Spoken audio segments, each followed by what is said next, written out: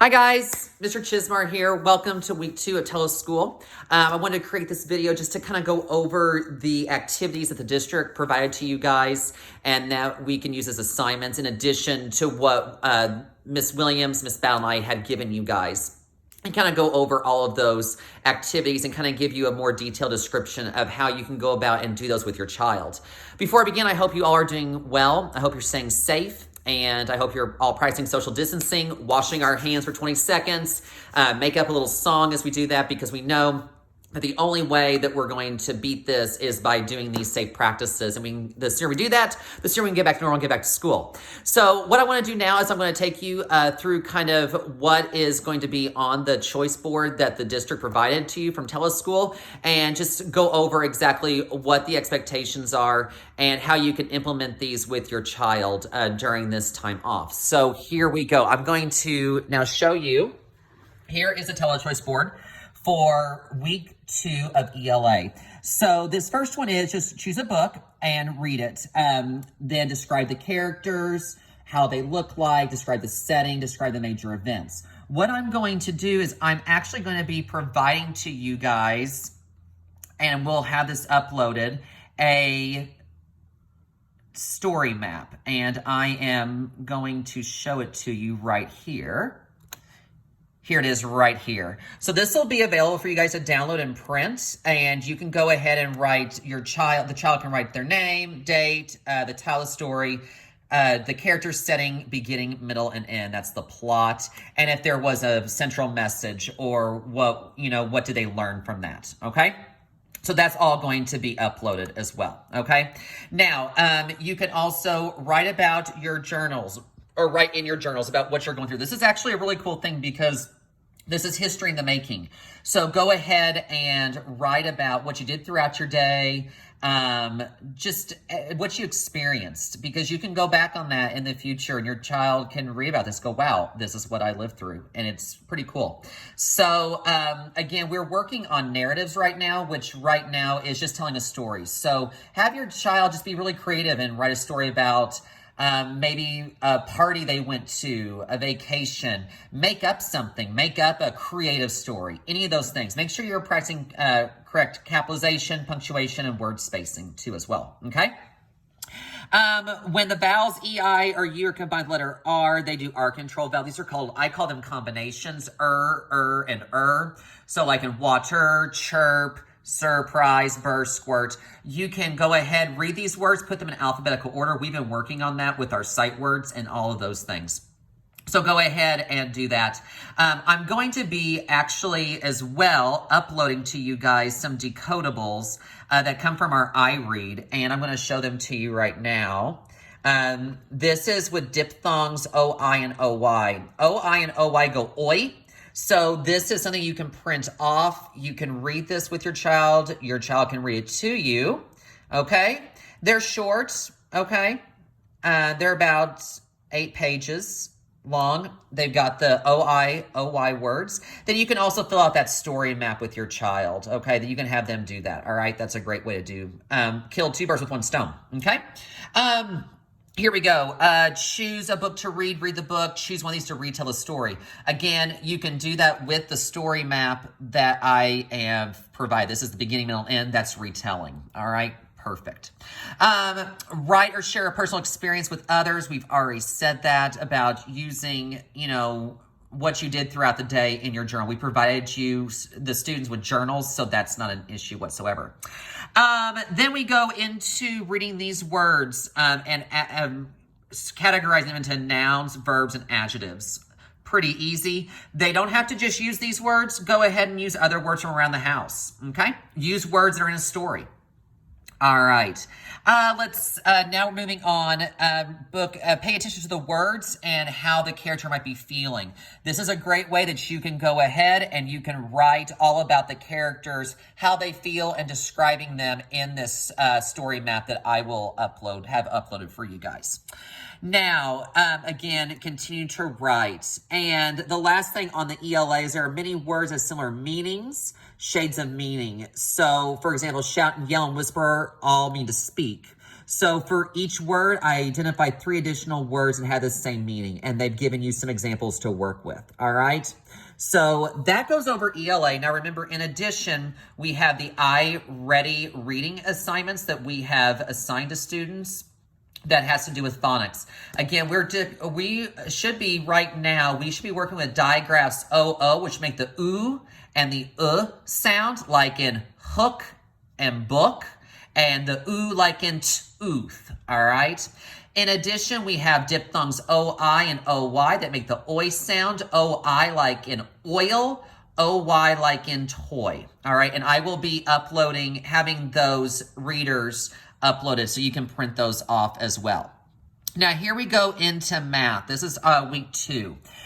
You can measure the length of each family's foot using paper clips, pennies, beans, or noodles. Record from least to greatest. Find objects, do utensils, things in the kitchen, items in the bathroom, you know, like maybe a shampoo bottle, a deodorant, and a tube of toothpaste. So use those hands-on objects, have them order them from shortest to tallest, and they can record their objects in their journals as well as draw them, okay? Now, they've also been gone ahead. We've been doing time to the hour. Can you write the times below on the clock? All you'd have to do is just write the times right here on the clock. Now, here we go. They have a 100s chart. I'm going to have upload a 120s chart for you because at the end of first grade, they need to be able to count, write, and identify up to numbers 120. So there are so many things you can do when looking at a 120s chart, and I'm going to show you right now. I'm going to have this uploaded for you guys right here. And you have one that's all filled out for you. So this is great for doing one-to-one correspondence of number recognition. Call out a number, have your child put a bean on it. Play a little bingo game, all right? You can also count by tens from any number. So if I wanted to count by tens by 3, 13, 23, 33, 43, and so on. Students have also been taught how to count by 5s, 5, 10, 15, 20, 25, 30, and so on. Have your child point to the number as he or she is counting, excuse me. In addition, we've been doing even and odd numbers, okay? This is something that's going to be very important in 2nd grade. So odd numbers are 1, 3, 5, 7, 9. Those are the odds on the number line. And 0, 2, 4, 6, 8. Who do we appreciate? Even numbers, hooray, even numbers. So what I suggest is if your child has his or her binder, I know in my class, we have one that's color-coded. So you can color all of the odd numbers one color and all of the even numbers another. And then they can count 1, 3, 5, 7, 9, 11, 13, and so forth, all the way up to 120 using odd numbers and then even numbers. In addition, let me see this. It's not moving. My computer's freezing. Okay, we have missing numbers. This is counting by 5s. All right. Here we go. These are even numbers. We have just filling in the missing numbers right there. So there's lots of things that you can do with this 120s chart. So that is that. All right, now find 2 dice from a game in your home. You can roll the 2 dice and build a 2-digit number. Okay?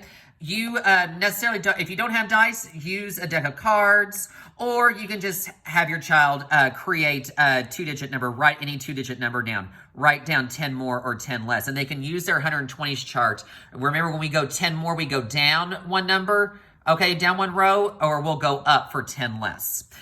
This is just answering questions about the graph that they have provided for you guys. Graphing is very important, and I've given you guys graphing pages in the iReady notebook.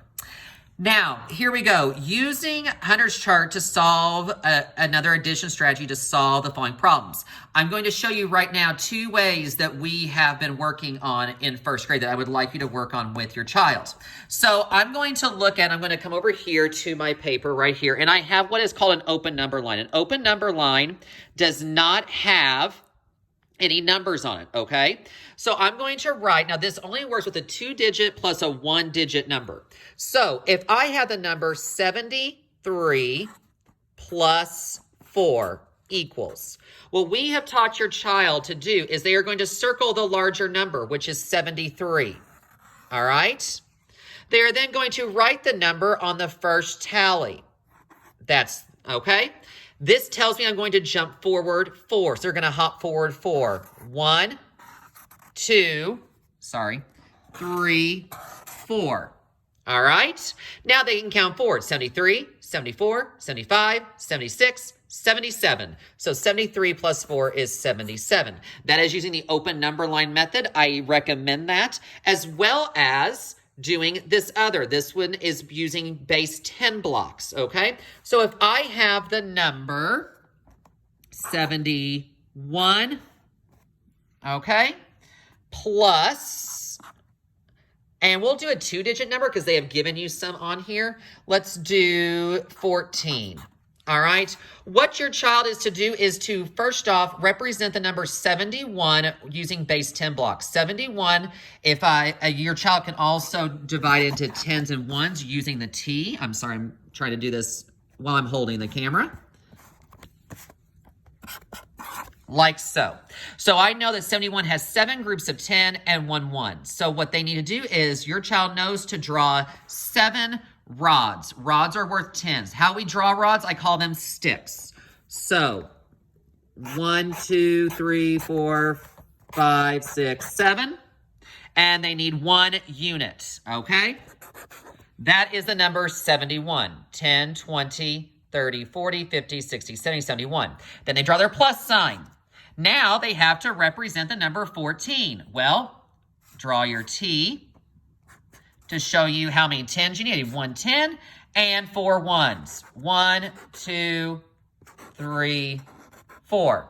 Now that I have that, I can count and add these two numbers. The important thing is that your child counts all of the 10s first. So 10, 20, 30, 40, 50, 60, 70, 80.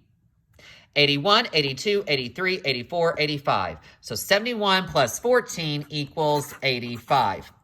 Again, you can use your base 10 blocks, you can that are drawing, or you can use the open number line. When doing 2-digit by 2-digit addition, definitely use the base 10 block method. Otherwise, if you're doing a double digit plus a single digit, I recommend doing the open number line. That way they just have mastery in both strategies, okay? Now, the next thing that it says, I'm going to go back to my computer over here, is using a deck of cards, take out the face cards, okay? Pull a card. What you have, you add to the number to make 10. For example, if you pull out a 3, you'll need a 7 to make a 10, all right? And try and make different equations that equal 10. You don't have to just do additions to 10. What you can do is have them actually pull out any number. So 9 and 6. 9 plus 6, figure out what 9 plus 6 is. They can count the symbols, but better yet, they need to be mastering this. So they could then use the number line to add, or as I said, use these objects to count. So that way they can master their addition problems, okay? So there is that. Now, it says on the next one, can you solve the following fact equations? 12 minus blank equals 5, and 5 plus blank equals 12. These are called fact families. What I recommend doing on a fact family, okay, is getting out a piece of paper, all right, and drawing a part whole. So if I would do, it should look like this. Again, I'm sorry for my poor drawing. Okay, now, what I recommend is you always start with the largest number. So on this one, it would be 12, right? Because 12 is greater than 5, okay? So what I would do is in your top circle, you are going to put 12 objects. Now, you can use beans, you can use buttons, you can use coins. I'm going to use what I have just near me is safety pins. That's what I have. So 1, 2, 3, 4, 5, 6, 7, 8, 9, 10, 11, 12. Okay. Now, it says on here that the other number is 5. So that means that this number, this one right here needs to have 5. So we have 1, 2, 3, 4, 5, okay? The rest of these are going to go down here, and that'll be our missing number. So we put them all down here, and let's count them. And it should be 7, right? 1, 2, 3, 4, 5, 6, 7. And it is, all right? You can go ahead and do that with all of these, okay? That's called a part-whole method, all right? The next thing is the answer is 6. Write 5 equations that have that answer. Make some addition and some subtraction. Do the same for these numbers. Again, use this part-whole method and put the largest number up here. So if we wanted to do 6, all right, 1, 2, 3, 4, 5, 6. Now have your child put any number of pins in this one. So let's say it's 2. All right, so I know this would be 2. And then put the rest of them in here. 1, 2, 3, 4. So 2 plus 4 equals 6. Okay, so again, that is your telechoice board for week 2 of TeleSchool. Again, if you have any questions, please feel free to email, call, or text. Again, I hope this video finds you guys well. I hope you guys are staying safe and healthy, and this helped clear up any confusion that you may have. Continue to please check your iRead and iReady. Log on. That's really going to help, guys, and I will get those resources uploaded to the first grade TeleSchool section of the Parkland website ASAP. Thank you again. Have a great day.